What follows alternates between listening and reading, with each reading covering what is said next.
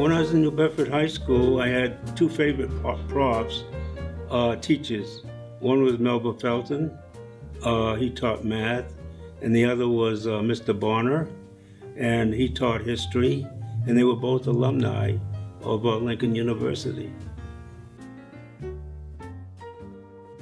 I graduated in class of 1954, the centennial class, 100 years after Lincoln was founded. A faculty member at Lincoln was a distant relative who escaped from Germany. And when he became aware that we came to America, he invited me to come to Lincoln. And in fact, I took one class from him. I didn't particularly like what he was teaching. Fortunately, there were many classes which I really wanted.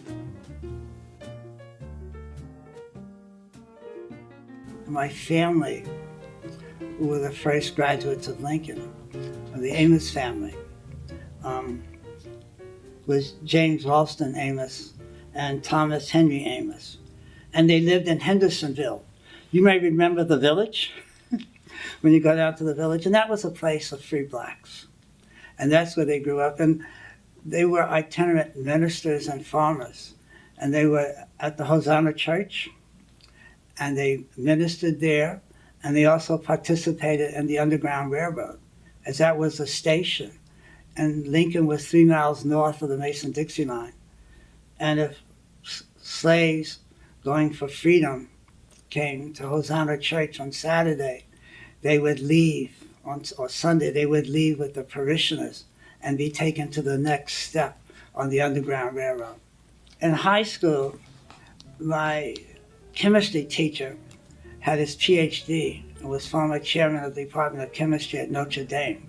I went to a parochial school, and that was it. Chemistry was in my blood.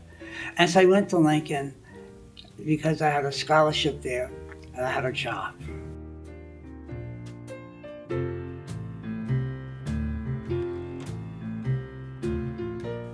Wonderful. Lincoln was, I think we were small. There were maybe 60 in my class. I was a very small class.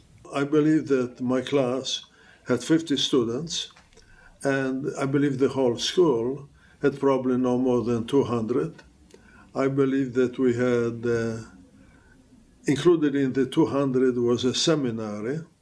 I was definitely the only white student in my class, and probably one of 3 or 4 white students in the whole school.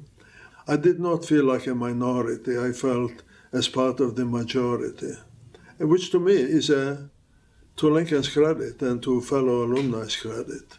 I'm the first black in America to have finished the liberal arts engineering program. After World War II, they decided that engineers were nerds. I think my wife still thinks I'm a nerd. We had one female, Arden Hill.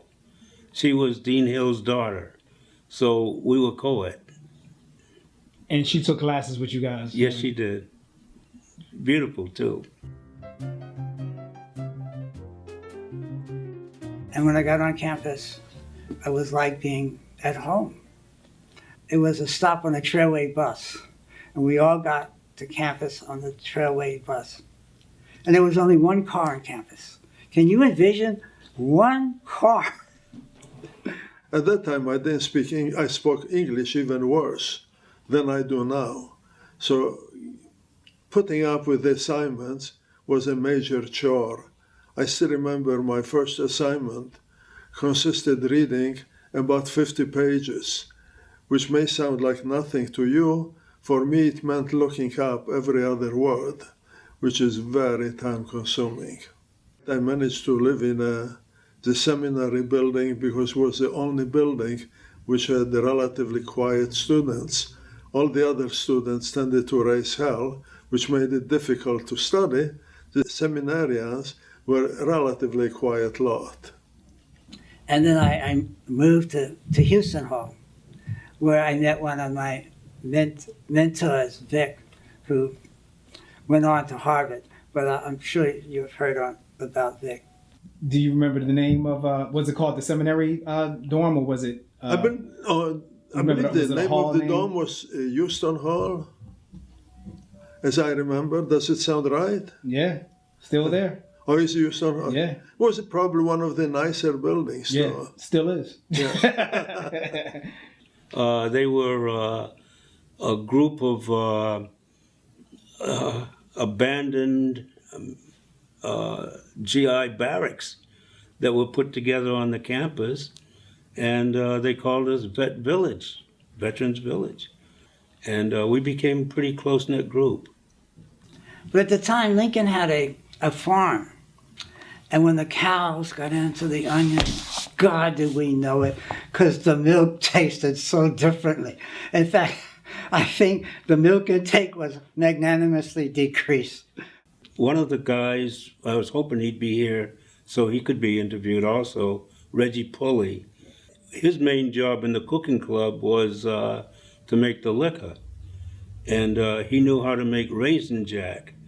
And so he put the raisins and fixed them up and put them in the attic, and in 2 or 3 months they stopped boiling over and was ready. We would go to movies on Saturday night, and then with the one car, we'd ask the guy to go get some beer. That was it. That was our whole weekend. What type of grades did I get? You know, I have selective memory. It's a little condition I have. I met guys from the South, and Gerald Lee Archer would come in. The first time he saw snow, and he looked and he said, "What's that?" And I told him, "Northern cotton." And I said, "But it's the difference between northern cotton. You don't have to pick this. It'll melt on its own." We'd wake up in the morning and look out over campus because it was snowed, and we would look to see if we could see the footprints of the professor going to Science Hill. And if we saw his footprints, we had to go to class. But if we didn't see his footprints, we would just turn over and pull the blanket up over our head and go back to sleep. The faculty lived on campus or near campus, and we knew them. At night, we would study, and we would listen to jazz. Coltrane, Miles, Sarah, Dizzy. That was our life then.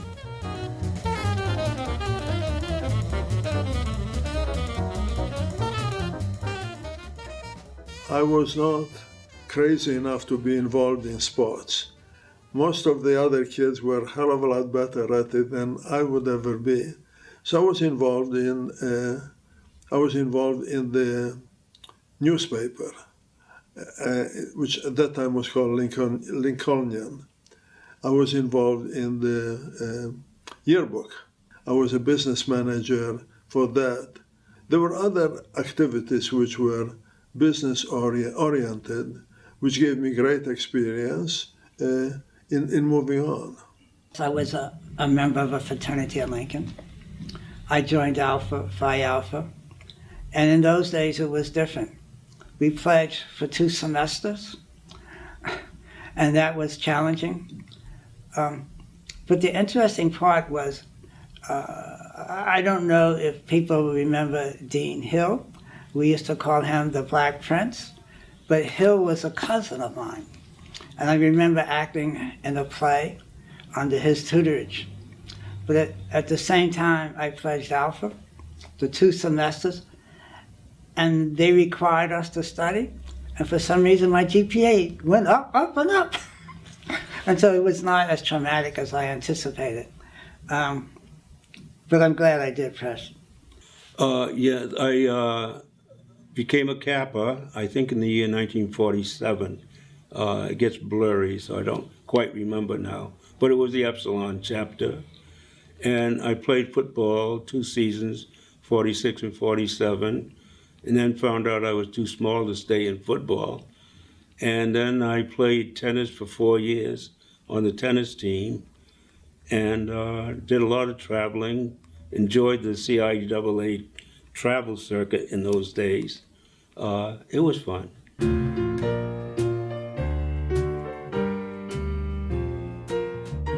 The memorable faculty member for me was Dr. Lawrence Foster, who we call Shabby, and he was head of the sociology department.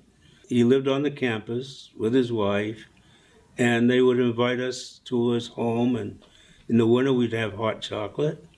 In the spring we'd have a cool drink, but we'd sit on the floor and BS. I need another word. But we'd sit on the floor and have informal talks, and we were like a big family. The president there was President Bond, Horace Mann Bond, and we remember his children very well, particularly Julian Bond, who became a great civil rights activist. Well, probably the most memorable student was a chap a year ahead of me, a guy by the name of Martin Kilson, Kilson, who ultimately went to Harvard. Martin was very, very far left of me in terms of political beliefs, but being in same classes with him was really very educational. I didn't have to prepare to pass tests. I had to prepare to stay up with Martin because he was one smart guy. He graduated in class of 53. My stepmother was Doris Pollard, a social worker also, was a very close friend of Langston Hughes. And she used to tell me stories about how in New York they would have these parties on the weekend. And if you know New York, the walls are thin in some of the apartment buildings. And a lot of his material that he got was eavesdropping on his neighbors during some of the parties that my stepmother Doris and he attended. Dr. Johnson was fair, but he stimulated us. And what he did in the chemistry was push you to the fullest, to bring out of you whatever you had within you. And when he did that, you were a success, and he succeeded, because you can't ask for more than that. Dr. Schwartz, who I took Latin and Greek derivatives from, used to always spend his Phi Beta Kappa key, and he used to push us. But he helped to break the Dead Sea Scrolls, and he was a former professor in Washington at the Smithsonian. But those were the faculty that we had in our era. I was in the Army, and I was in the 92nd Division, and that's where I first met Roscoe Lee Brown. And Roscoe talked up Lincoln, and he graduated in the class 1949, I believe, and he became my English teacher. And not only an English teacher, but friends for life on it. We were very close friends. I still remember him teaching Old English to us. And I remember we never forgot, but Roscoe would say, one that operated with a surasuti, the drought of March has pierced it through the rooty, engendered every floor with swish liquor. Never forget it, always remember it. But Roscoe was one of my favorite teachers. One of my favorite friends on the campus was Coach Manny Rivero. Manny did everything in those days. He coached football and he coached tennis. And he not only coached, but he took the pads off and he would go against us like without pads and said, hit him, and we hit him. Two who were probably greatest influence on me. One of them was Sir Schatz, and the other one was Henry Cornwell. So you had two faculty members, and then I got admitted to Harvard Business School, and I thought that I would be eaten up alive because the other kids graduated from Ivy schools, normally with honors, and there I graduated from an unknown black school in Pennsylvania. I thought that I would not be able to keep up. In fact, what Schatz and Cornwell did, and some other faculty members, permitted me to keep up, which I think is a tribute to those two people, and also a tribute to Lincoln in establishing the kind of atmosphere where this kind of learning was possible. So I'm saying to you that I succeeded because of Lincoln, and I credit Lincoln for that. If it sounds like a commercial, it's only it.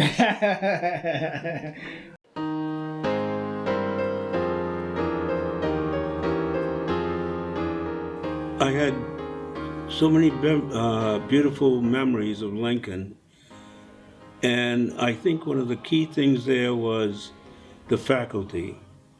The faculty was always very supportive, and they were like, you were like extended family to them. So in terms of being supportive, and then I would certainly give that an A+. And the other thing is the roommates and classmates you had, they weren't just students, but they remained friends for life. I believe that most of us, with our education and with our experience, probably could help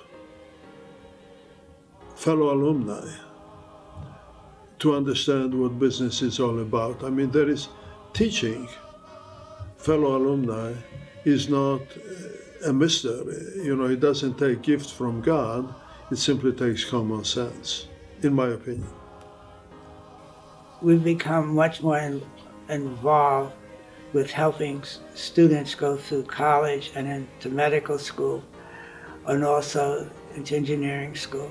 There are a lot of smart Black people out there, and they need to be respected.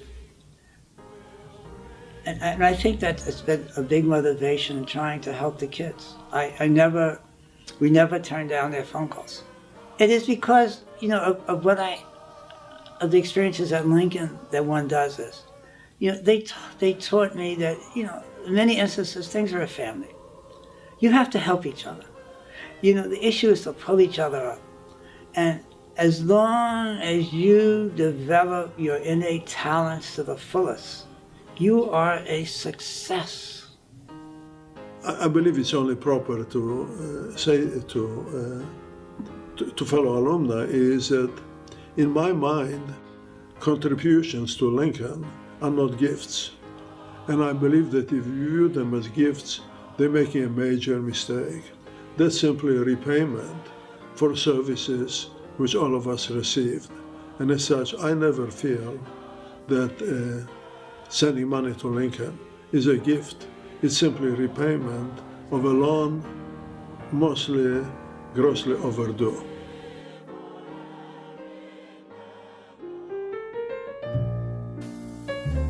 I hope you forgive the candor, but you know, one thing which I learned at Lincoln, you should never bullshit bullshitters. I don't know if this is still Lincoln's motto. Is it? I think it is. Hi, I'm Vic Cole, and I'm supposed to say Hail, Hail Lincoln, but I'm not really accustomed to doing that. I'll try better the next time. Well, here's Hail, Hail Lincoln. My name is Ernest Levister Jr. And hail, hail Lincoln! You did well.